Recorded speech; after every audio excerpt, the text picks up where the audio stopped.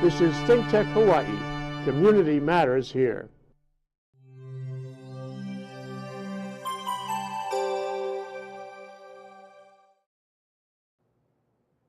Aloha and good afternoon, ladies and gentlemen. I'm Pauline Shakmakchian, your host for Outside In. Mummies, pyramids, and hieroglyphs will be the focus of our discussion today with my guest, Professor Robert Littman, Chair of the Department of Classics at the University of Hawaii at Manoa.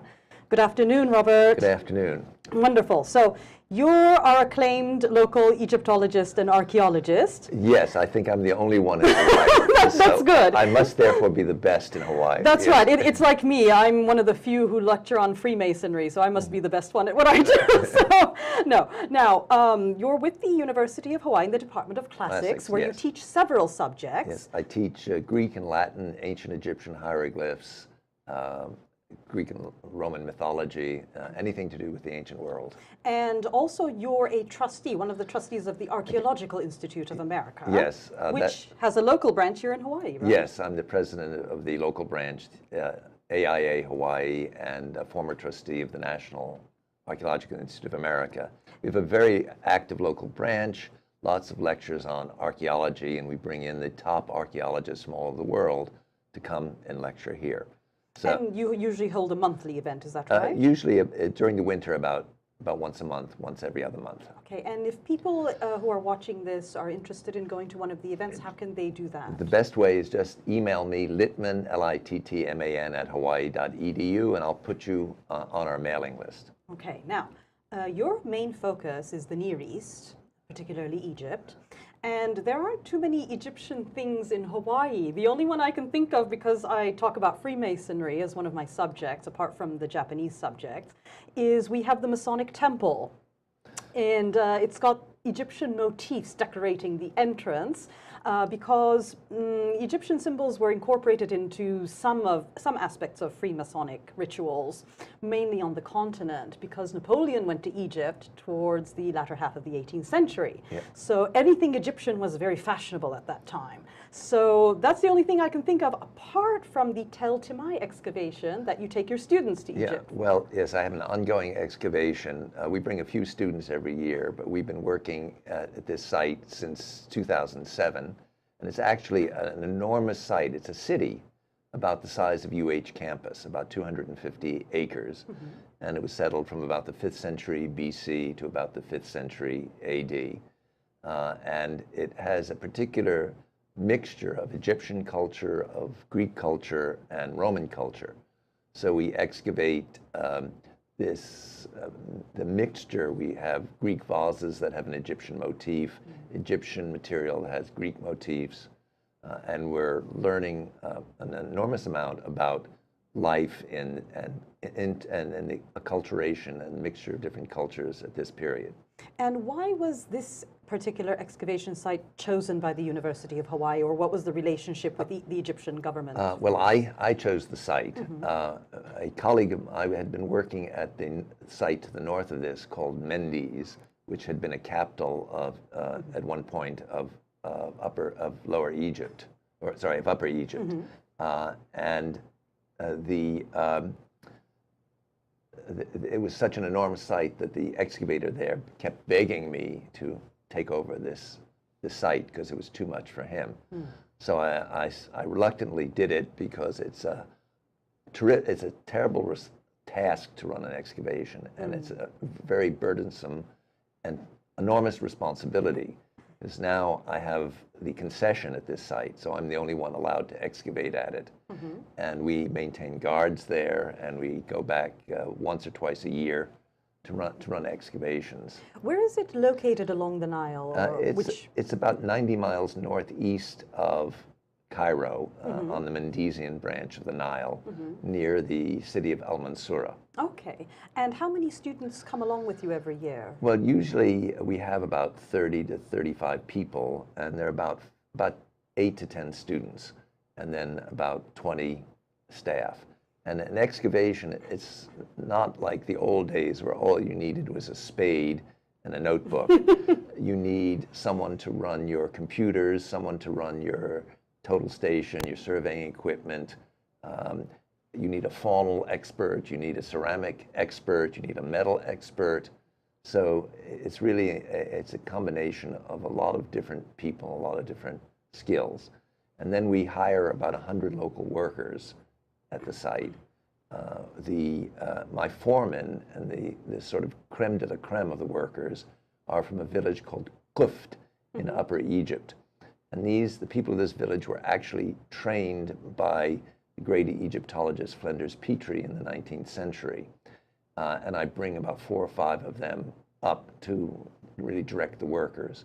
And of course, we've got the Petrie Museum in London, yes. attached to the University of London. And actually, my foreman now, my Rais, his grandfather worked for Howard Carter in the excavation of King Tut's tomb. So this village has a long tradition. That's fantastic. And like most archaeological sites, you're always going to find pottery shards and things of this nature. What do people find the most, and what's been the most interesting find? Well, with pottery, pottery is the garbage, the detritus of ancient civilization. In an average 6-week session of excavating, we take out about 2.5 tons of pottery. Because pottery was used for everything. It was used for lighting, it was used for burial, it was used for cooking. Pottery doesn't deteriorate. It's almost like plastic. You throw it away and it lasts. So at this site, we find a lot of small figurines of gods and goddesses. One of the interesting things we found 2 seasons ago was a Nilometer, which is a well that's used to measure the Nile. Because Herodotus, the Greek historian, called the Nile the lifeblood of Egypt, and really the whole of Egypt is the Sahara Desert. And when the river floods, the silt is taken and spreads for miles off the river. And so the flooding of the Nile then was measured by this Nilometer, and then they would base the taxation on how good the flood was and how rich the harvest would be. And while the students are with you, do they have an opportunity to go to the other sites that are famous in Egypt? Because it'd be kind of a little bit silly if they went all the way there and they didn't get to go inside one of the pyramids. Well, what we do, we work 6 days a week, and then the 7th day we travel. Oh, brilliant. So, for example, we take all the students and we make sure that they walk up the inside of Khufu's pyramid in Cairo, in Giza. People are no longer allowed to walk up on the outside of the pyramids since a couple of tourists fell to their deaths. Oh, yes. But there are Were they taking selfies or something? Probably, yes. But now you can walk up inside the pyramids and walk up hundreds of feet into the burial chamber in the center with this massive sarcophagus. We also go to Tanis, which was the site of Raiders of the Lost Ark. We take them to Alexandria, and if there's time, we take them down to the Valley of the Kings in Luxor. Oh, yes. Now, I remember when I went to Egypt, it's one of the policies of the Egyptian government. They decide on the day which pyramid to open because it's a preventative measure against terrorism. So on the occasion I was there, we got to go inside the Red Pyramid, which is Senefru's creation. It's near the Bent Pyramid. Yes. Those are both under the pharaoh Senefru. So I imagine you mentioned there are about 120 of these. So, well, we know about 120 pyramids. There are probably about a dozen that are worth that actually are standing and you can go into. There are actually 3 in Giza that you can go into. There's some smaller ones that you can't. And then there are a couple like Senefru and the Red Pyramid, the Bent Pyramid, that you can go into. But many of the other pyramids were just simply destroyed over time because the blocks are limestone blocks, and everyone grabbed the blocks off to rebuild. So if you look during the Arab period, in Egypt, they would take the blocks from different pyramids and take them into Cairo and Fustad and build up the city. I have to say, of the ones we saw, we did the standard historical tour where we started in Cairo and ended up in Abu Simbel. But of the ones I saw, I think the most attractive one to me seemed to be Djoser's, the Step Pyramid. I'm wondering if you have a favorite pyramid yourself? I really like I like Djoser's as well because you start, and I like the bent pyramid. The bent pyramid was an experiment because they were trying to figure out how to do the pyramids without them collapsing. And the bent pyramid actually was an attempt to work out the mathematics of the stress and the engineering, and it wasn't entirely successful. The way the pyramids started out is that they would put a trapezoid, and then they put another trapezoid on top and another on top. And really, the Egyptians were enormously important in human history for developing our mathematics, particularly geometry, because they developed geometry to figure out where your land was after the flooding of the Nile.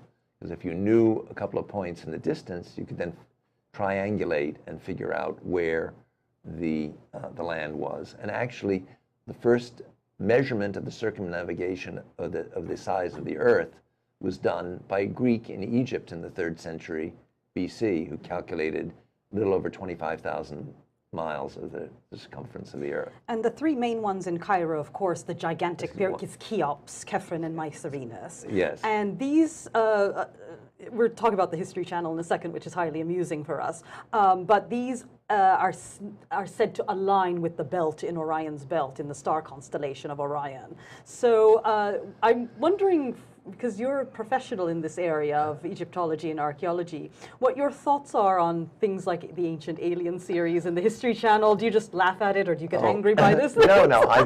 First I laugh of it, and then I say the pyramids were built by aliens. Yes, they were. Not from space. Yes. Aliens from Nubia, aliens Yes. from Libya, slaves captured in the Middle East. Actually, it's really interesting. The pyramids were the Khufu's pyramid was the highest building on Earth from the time it was built, about 25 or 600 BC, till the Eiffel Tower was built. And people saw it. There are several million blocks there of a couple of tons each, and they just couldn't imagine how humans could do that. But the Egyptians were very clever. They used ramps, they used pulleys. They may have used a type of sand ramp and then pulled the sand away to move the blocks.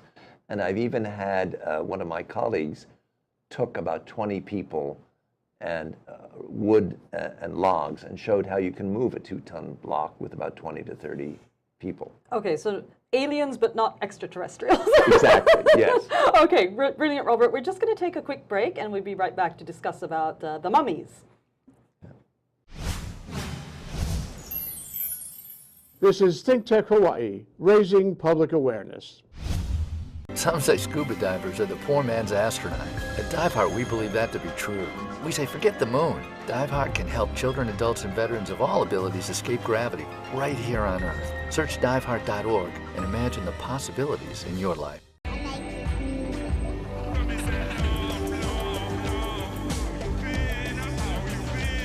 said I could play, so I ain't chance to play at all.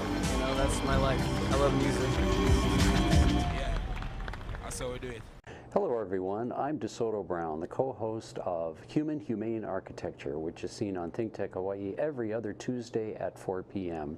And with the show's host, Martin Despang, we discuss architecture here in the Hawaiian Islands and how it not only affects the way we live, but other aspects of our life, not only here in Hawaii, but internationally as well. So join us for Human Humane Architecture every other Tuesday at 4 p.m. on Think Tech Hawaii.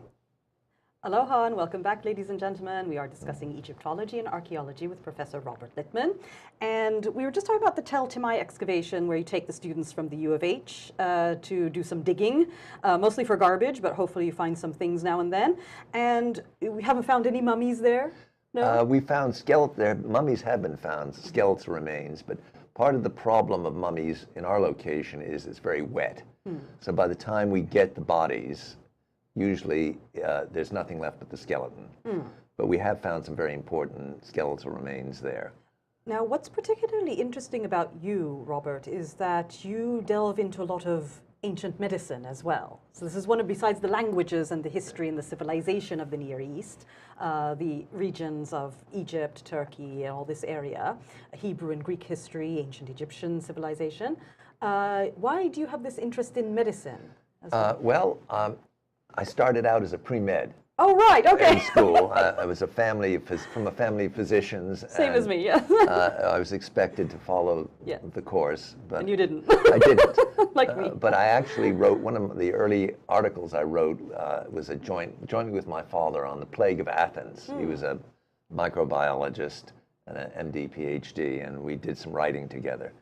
But I've always been fascinated by mummies, and also what you can glean from mummies about health and disease in ancient Egypt. Let me just talk a little about why and how the practice of mummification arose.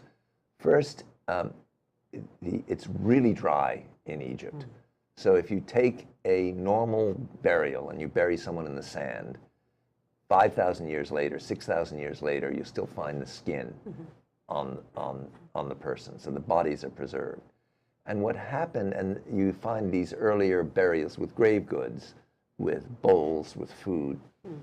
So what happened, mummification became a part of Egyptian religion.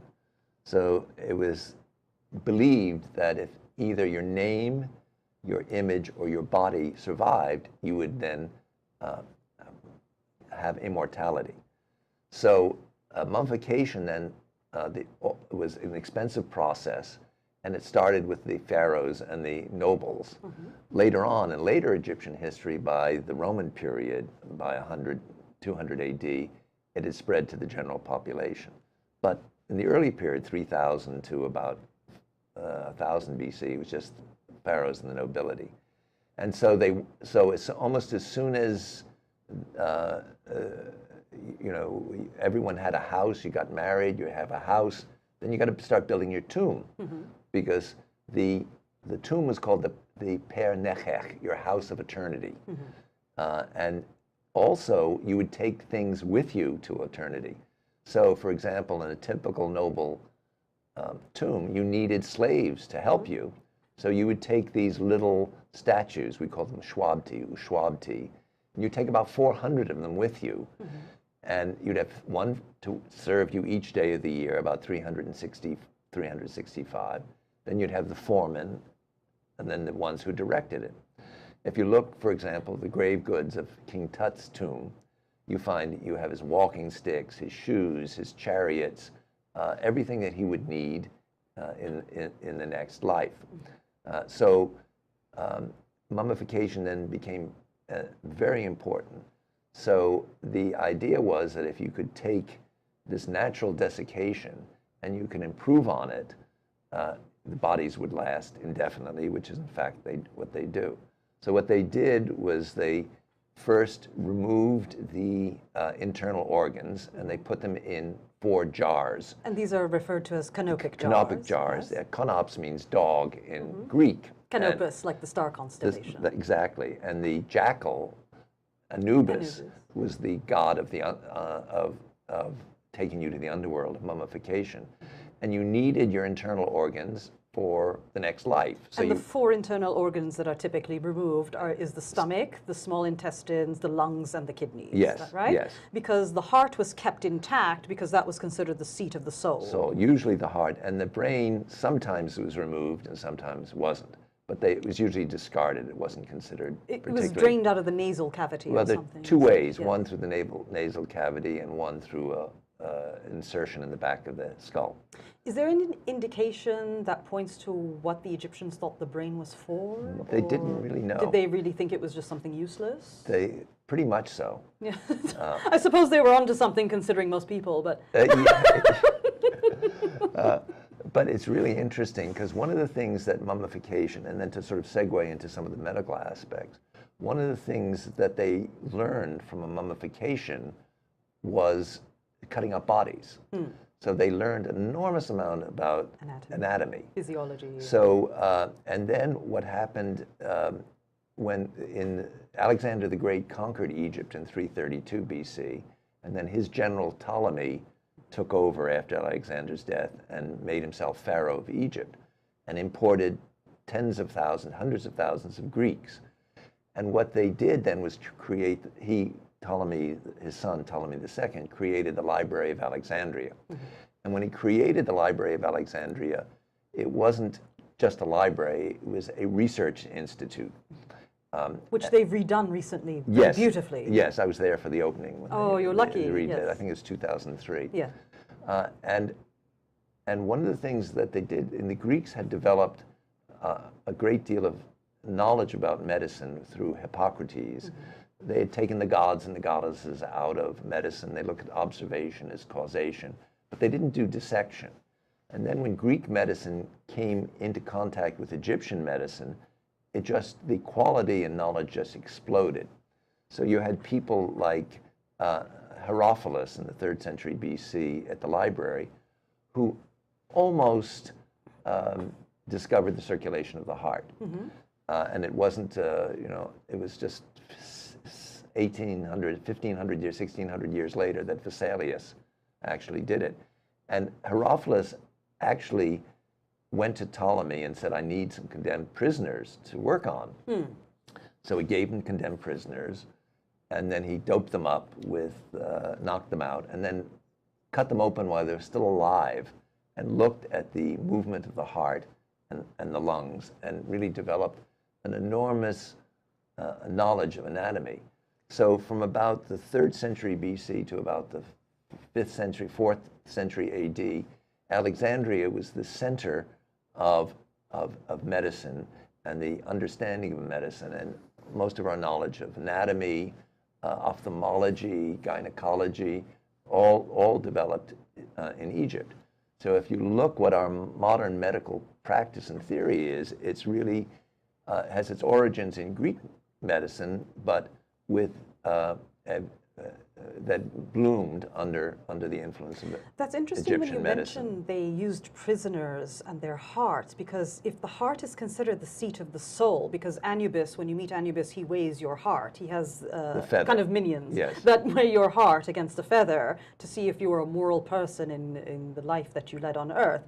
But was there no respect for the prisoner? They thought they were dispensable? Is that why? Yeah. Okay. Well, they were going to kill them anyway. Oh, right. So you might as well make So you use may of as well it. make use of it. Yeah. I mean, the Romans Can't do that now, can you? That's right. Yes. Yeah. Yeah, those are the good old days. So Yeah. now, what we've got is a hall of mummies. So it's always advisable when you go to the Cairo Museum. There's lots to see there, like the exquisite golden mask of Tutankhamun is kept there. However, you have to pay an additional fee to go in something called the Tomb of Mummies or the Royal Hall of Mummies. Yes. And it's worth it. I think it's only about $20 more or something. And it really is worth it because what we're talking about, it brings it to life. Well, these are the mummies of the pharaohs of the New Kingdom. It's really an interesting story of what happened. Somewhere around 1000 BC, there were tomb robbers that were robbing the tombs of the pharaohs. We have actually an account from about 1000 BC of a trial of someone who was robbing the tombs. He was one of the guards. It's usually the guards that do it, the inside job. And this guard got caught and impaled. And then a bunch of the priests thought that these mummies of the pharaohs would get destroyed. So they took all the mummies of the great pharaohs, of Ramses, of Thutmose III, Thutmose I, II, Hatshepsut, and they hid them in a priest's tomb. And they stayed there hidden behind a hidden wall until about the 1870s, when some tomb robbers were a group called the Rasul brothers, who were also guards at the pyramids, found them and started selling some of the treasures on the antiquities market, and then they got caught. And then, so the Egyptian, it was actually under the French then, Maspero came and found all the mummies, and then took them, and they put them then and then they built the Cairo Museum and put them in the Cairo Museum. So you have Ramses the Great, who was probably the greatest of the Egyptian pharaohs, lived to 90, had over 120 sons. Built everywhere in Egypt, Abu Simbel, the colossal statue. Colossal statue at Karnak, and his mummy is there. And so you can see all these mummies. Now, just an aside, why they're called mummies, it's from a Persian word, mumia, which means bitumen. Now, I started to say before about the natural process it would dry out. But to enhance the natural process, they took out the intestines. They also they used something called natron, which is from the Wadi Natrun, which is a mixture of salt and baking soda. And they soaked the mummies in this. It was about a 40-day process. So when you really deal with mummy flesh, I've handled mummy flesh, it's like beef jerky. It's really, really hard. It's like leather. It's like dried leather now, the skin. And that's the combination of the natron and other purifications that they use on it. And humans weren't the only things that were mummified. You also have examples in the Cairo Museum of animals. Oh, yes. Animal My favorite is a 32-foot crocodile. Yes, that's right. And by the way, crocodile mummies are very important, not just because they mummified them. Is it because of Sobek? Well, they had a god Sobek, Yeah. but one of the things that happened in the Ptolemaic period is that they needed to stuff the crocodile mummies, to give them some substance, otherwise they just collapse because there's not much of a skeleton. So they took old papyri and stuffed it in the bellies of these crocodiles. So now we're still finding ancient papyri, sometimes with fragments of ancient Greek writers, stuffed in the bellies of crocodiles. Oh, right, okay. Now, speaking of writing, you wanted to briefly, in the just a couple of minutes we have left in the show, talk about the Rosetta Stone. So this is very important for deciphering Egyptian hieroglyphics. Yes, this was discovered at the end of the 18th, beginning of the 19th century by one of Napoleon's soldiers at Rosetta. And it's a decree written from about 196 BC in three languages or scripts: Greek, hieratic, and Egyptian hieroglyphs. The early decipherers were able to figure out the name of Ptolemy, which was in what was called a cartouche, see it in Greek, and then to start to figure out how Egyptian was written. Because Egyptian is ideographic, alphabetic, and syllabic. Yes, very complicated. Very complicated. Yes. So people, if they go to the British Museum, you can see the Rosetta Stone there. Yes, and the British, exactly. The British have everything, don't they? Well, they stole. Yes, they liberated. They liberated They stole it. Be careful, Robert. They stole it fair and square. The French stole it, and the British stole it from the French. Yes, it's an inside job thing. Yeah. It always takes one to catch one. So. Yeah, exactly. So lovely speaking with you, Professor Littman. We encourage everybody to go to Egypt at some point in their life. This is the last show for Outside In for this year. However, I'll be back next year for more shows in Outside In every Wednesday at 2 p.m. Until then, safe travels and aloha.